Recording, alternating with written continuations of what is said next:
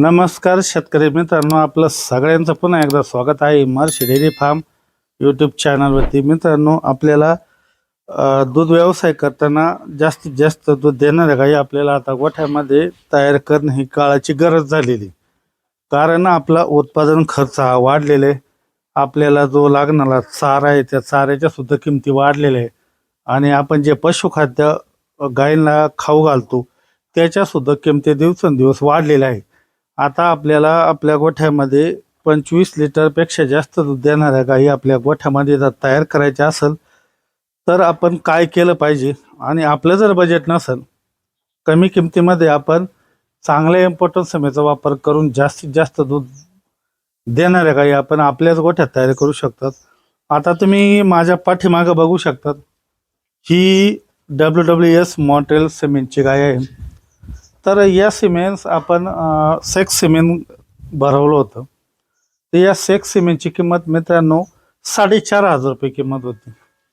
हिची आई 40-115 सिमेंटची होती आणि ही स्वतः आता WWS मॉन्ट्रेल सिमेंटची आहे. तर एवढा खर्च करणं सगळ्या शेतकऱ्यांना परवडण्यासारखं नाही. मला सुद्धा याची थोडीशी हौस होती म्हणून मी या सिमेंट्सला पैसे खर्च केले. पण नंतर त्या गोष्टी लक्षात आलं की आपल्याला दूध वाढवायचं जर असेल किंवा चांगले बेड गोठ्यात जर तयार करायचे असेल तर एवढं महागडं सिमेंट्स वापरण्याची आपल्याला गरज नाही. याच्याच बरोबर मित्रांनो, महाराष्ट्रामध्ये आपल्या बायबसारखी संस्था आहे, त्यांचेसुद्धा चांगले काही इम्पॉर्टंट बोले. आपल्या जर दूध व्यवसायाची जर सुरुवात असेल ना, तर आपण नक्की बायबच्या इम्पॉर्टंट सिमेंटचा विचार करा.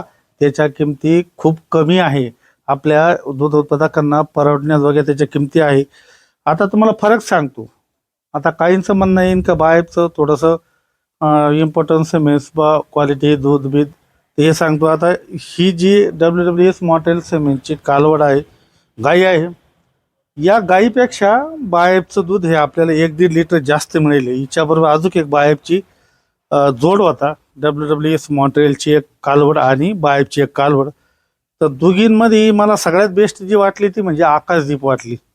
आकाशदीपचं जे दूध देण्याचा जो मिल्किंग स्पीड म्हणतो तो खूप चांगला आहे.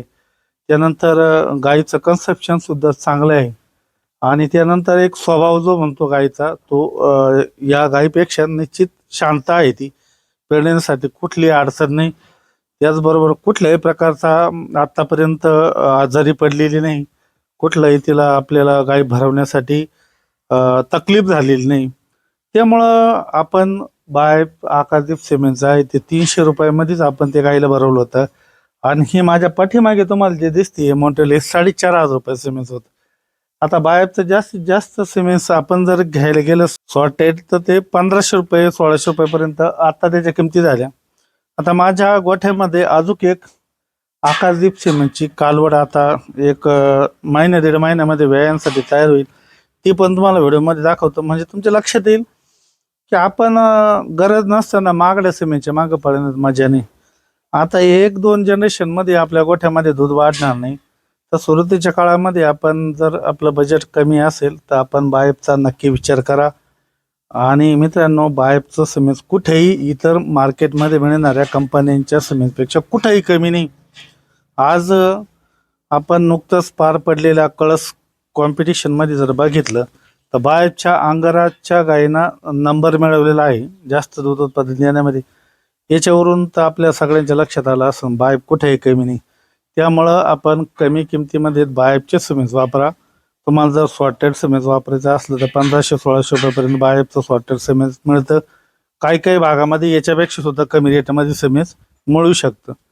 तर तेच सांगायचं का बायबचं आकाशदीप असेल, आम्रपाल असेल, बायबचा अंगराज असेल, बायबचा आयुष्य असेल, बायबचा आमला असेल, बायबचा आलोक असेल, अशी मोठी लाईन आहे इम्पॉर्टंट सिमेंटची. त्यापैकी आपण आपल्या गोठ्यातील पेडिग्री बघून आपण तो बोल आपल्या गाईसाठी नक्की निवडू शकतात.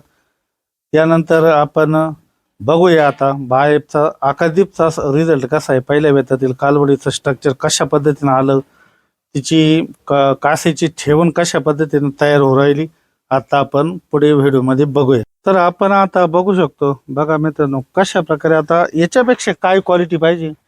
अवघं 300 रुपये सिमेंट्स आपण भरलं होतं तेव्हा आपल्याला ही आकाशदीपची कालवड जन्माला आली.